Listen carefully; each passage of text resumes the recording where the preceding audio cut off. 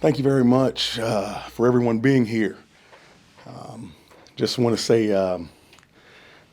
we're still soaking it all in, and yeah, we got to turn the page, and we have turned the page. But I tell you, we'll take a moment right now and reflect on some of the things that we've done.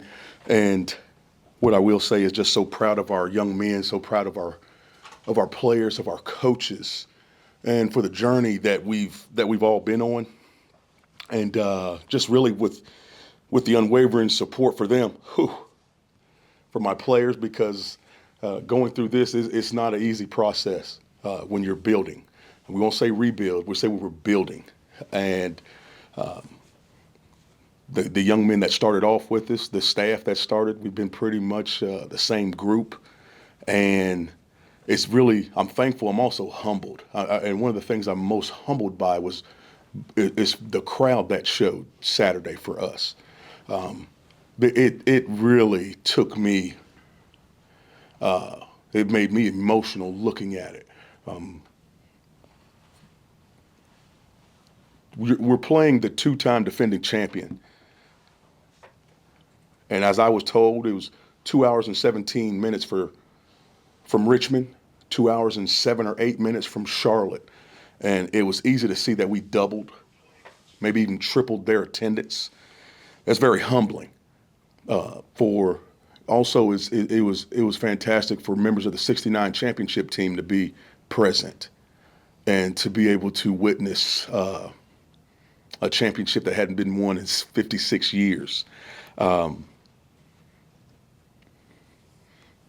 Maybe think about the faithful alums that were with us when we were 2-7 in our first year, when they were in the crowd. One of them, my former coach in high school, Bill Doolin, who coached me in football and basketball at East Meck High School. He was there and we were 2-7. And his group of alums that played together and went here. And about my team and my staff, just a mature group. And we could not make this happen without a mature staff or a mature group of young men that were not into ego and into themselves, but into team. And I'm thankful for them. I'm humbled by it, and I'm so glad to be the head coach at JCSU and to be a Charlottean. I'll open it up. All right, we're going to start with Cam, and then we're going to go from right to left. Coach, you talked about how you're still soaking it in. It's another first for you, having to flip the page and focus on the Division II playoffs. How do you make sure there's not a hangover of sorts with the group reminiscent on the CIAA championship and moving forward to the Division II playoffs? It's what makes me feel confident in how we'll be ready for Saturday is the young men and what they've showed all the way through. We've got a mature group. And here's the thing that we're very, very transparent about. It's communication about what is real. We don't have any fairy tales in our program or things that we ignore. We talk about things that must be talked about. And what must be talked about is that in the past, can't say so much in the recent future, but in the past, the biggest thing was winning a CIAA championship. And then you'd see CIAA teams and SIAC teams falter very early in the playoffs because the biggest goal had been reached, which was the conference championship. From the beginning for us, the CIAA championship has not been our ultimate goal. You come to our team meetings on Monday, our team meetings always start with, of course, every meeting for us starts with our core values and how we build our culture. But then we go to our goals. And as we achieve one of those goals, they go in gold. So we were halfway through. And then on Monday, it was gold on the CIAA championship. Next is qualify for the Division II playoffs. That's gold now. The next is win the national championship. So there we go. That's where we are. And so we turned the page. We had on Sunday, we had a selection show gathering. We had young men with the championship hats on. And we have a rule, no hats in buildings, but we bent that rule. I was leading the charge, okay? On Monday, a bunch of us had those hats on. It's time to turn the page. and we turned the page. Had a great day of practice today, and very excited for the opportunity to play Frostburg State on Saturday. Coach, you talk a lot about bringing the juice. Talk to me about how all of that you've put in kind of manifested itself, not just in the locker room, but on the field, and what might have been the best game of you guys bringing the juice and probably the best game you played on the field, you know? I'll go back to last year. Last year, we beat Virginia Union at our place. And you look at what they did after we beat them. They went and had some positive games, very productive games against some people, and they carried that momentum to win a CIAA championship. We went to Virginia Union, and the thing that was very, very obvious to me was we had no energy, no juice in a championship atmosphere. And for me as the head coach, that's what I took from that game. Besides Union being a good football team and all that goes with that. And so since that point, we're a team, we always, I thought, have good energy. We're positive with each other. We're energetic. We're cheering our guys on. But that game in particular, we seem to not have it. So we're just overemphasizing bringing our juice. We're going to bring the juice, whether we're home, whether we're away, whether we're going to play in that parking lot out there, we're going to bring the juice. And I think it was evident on Saturday in the championship game, but especially at halftime. At halftime, I mean, the score was 21-14 at halftime, but we felt like we should have had 35 points. We felt like we should have had a bigger one, a bigger cushion. But what our young men did, we just felt it. And earlier in the week, I told the young men that it's going to come a time in this game where you're going to feel the energy of this being a championship game, and you must turn it up. You're going to feel it. And it just came, and it was natural. And it was so much so that we knew we were ready for the game, and we never want to put too much on our young men to have them maybe feeling tight or anxious or even us putting pressure on them as a staff to make them feel like they're not ready. In our program, we determined you're ready by our preparation. Our preparation makes us ready. We don't deal with nervousness. And so for our young men to receive what we did on Thursday night and Friday night, we did not have meetings on Thursday night or Friday night in our program. Usually those are the nights where you were really tightening up everything. Well, we had a long day on Thursday. We practiced in the mornings here. We had to lift weights Thursday morning before we left to go to Durham. And because it was a long day, we had our guys, we shut everything down probably about 7:30, 8 o'clock, no evening meetings. On Friday, CIAA, for the championship teams, you do a community service event, then you have a practice, then there was a awards reception. And then we had an alum in that area, gave us dinner, and it was that was a long day. We shut that day down about 8 o'clock on Friday night. Now, who does that? It's a championship game. You haven't won a championship in more than 50 years. Shouldn't you be pounding it into those guys? We've got a mature group of young men. We said that it's more important to get treatment, get rest, get recovery, and have a fresh mind. And there's also a lot of trust that goes into that too, isn't it? And that's what we did. Give us more time, more energy to bring the juice on Saturday. And that's what you saw. Given the program's first, in this kind of setting, is the mentality kind of happy to have the seat at the table, or is this a group that actually legitimately believes they can do some serious damage in this? That's a great question. We talked about being happy to be there in the championship game, for going toward the championship game. A lot of people think this is enough, that it's been more than 50 years before you've been to a championship game. Just getting here is enough, and we'll finish it the next time. Our young men, we were determined, our staff and our young men, we were determined that we weren't going to be happy just to get to the championship game. And you hear me talk so much about growth and learning lessons. A lot of teams lose their first time going to the championship, because that's a big lesson. That's a big stage to go to, a very big stage.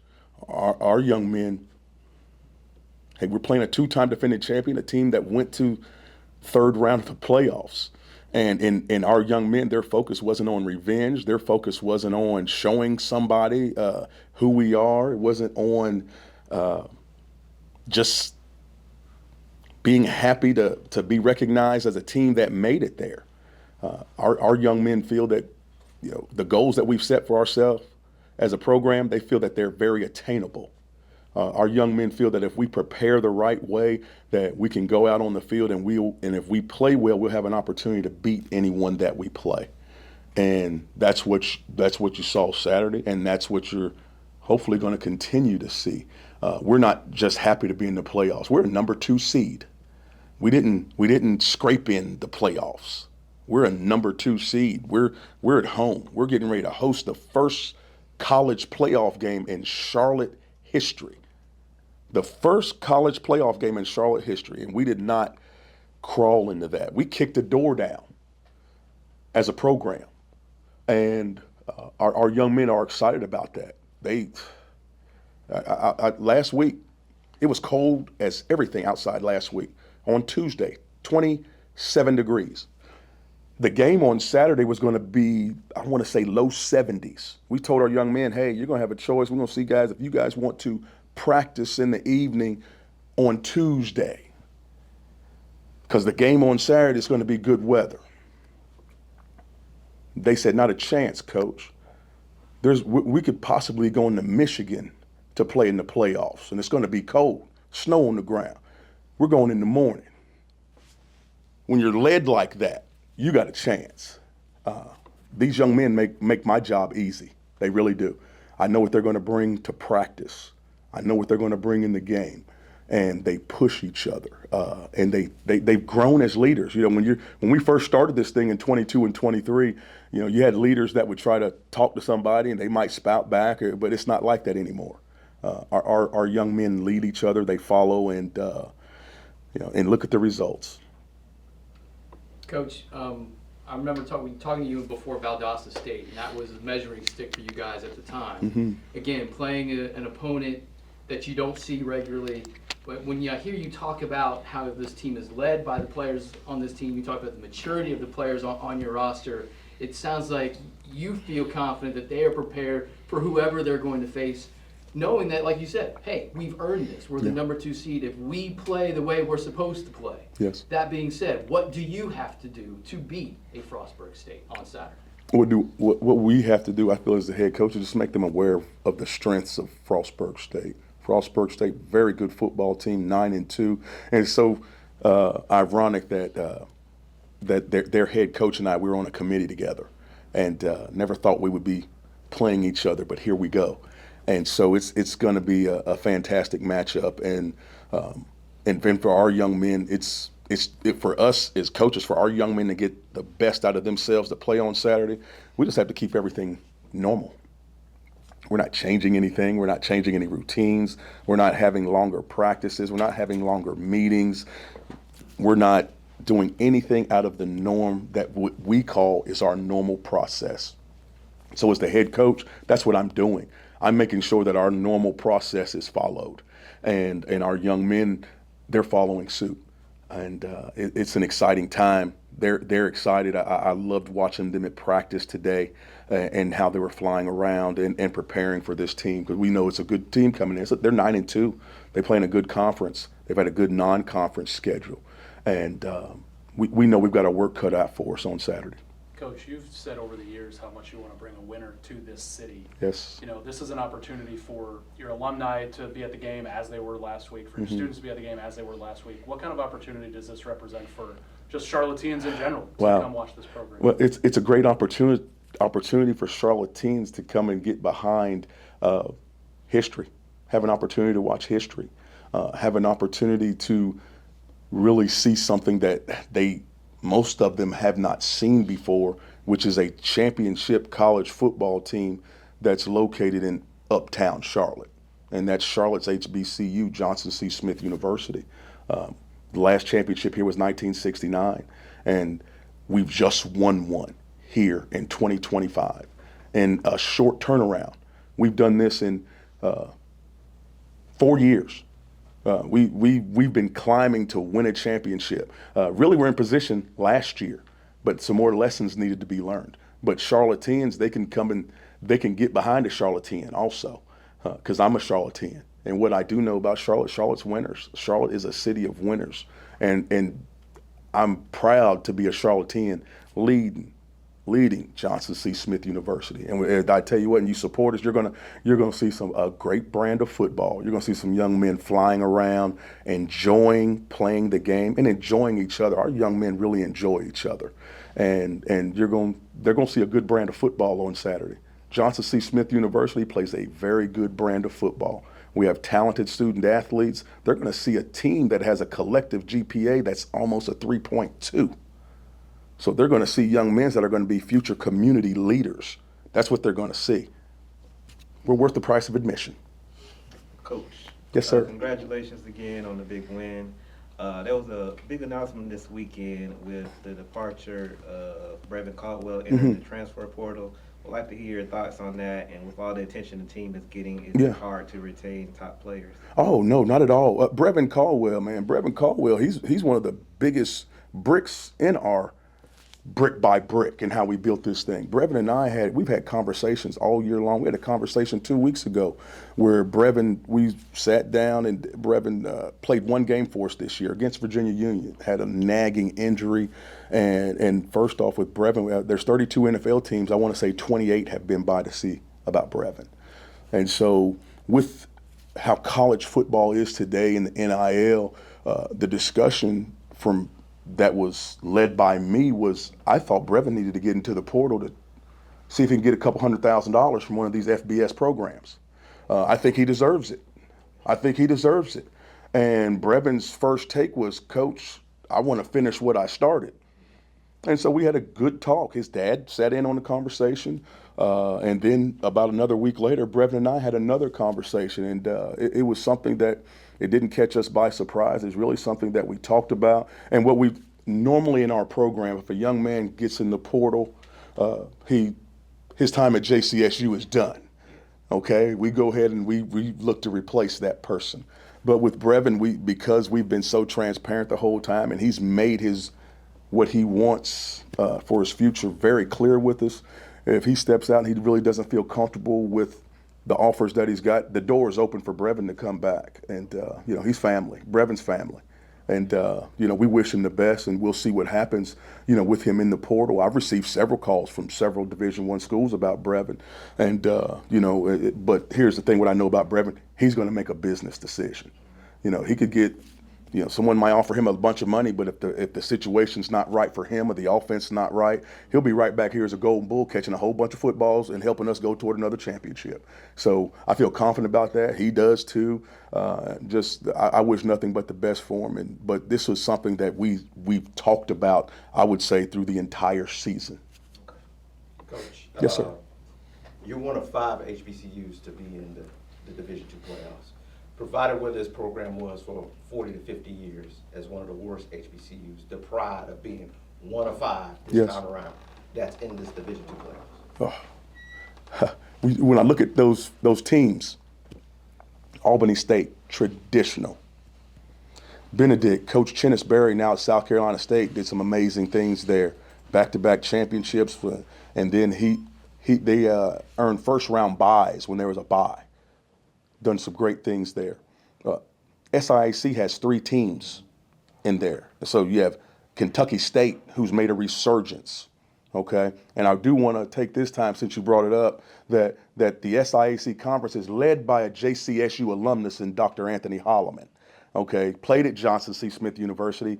And when he came on his visit to JCSU from Darlington, South Carolina, my coaches told me we have to get him. And so they gave him to me for the weekend. I'm glad to say I got him here. But he's the commissioner of the SIAC. And then you have 2 teams with 9-1 records going to the championship game in Virginia Union and Johnson C. Smith. Both teams ranked in the top 25. And Virginia Union, known to be a traditional power. And then you throw in Johnson C. Smith, who's the new kid on the block. And we're the new kid on the block, but we're a big new kid on the block, doggone it. And so it's happy to be there, and it's good to be mentioned along with those traditional powers. And looking forward to having a good playoff showing. It's going to be a great experience for our university, for the city of Charlotte, and a great experience for our program. and we're glad we're at home. And I also have to say this: we're undefeated in the cut. And a lot of folks might not know what the cut means, but the field is Eddie McGirt Field. And Eddie McGirt, the winningest coach in Johnson C. Smith history, won the championship in '69. Coach McGirt's nickname was Coach Cut. Okay? And so Coach Cut Field, and also, as some of us might know, if you go to the cut, a lot of times, a lot of good things don't happen for you in the cut. So we're looking for some bad things to happen for some folks in the cut. And we started it really, we're undefeated at home. We're undefeated at home. So if you're undefeated at home and you have a playoff game, you consider that an advantage. And so we have an advantage playing in the cut. And we're looking to protect the cut come Saturday. How much confidence, too, does it give you kind of being able to lean on a guy like Kelvin, who quarterback play can just single-handedly win you games? We always say if you got a quarterback, you got a shot, okay? Kelvin Durham, I'll go to Fayetteville State. It's 4th and 9.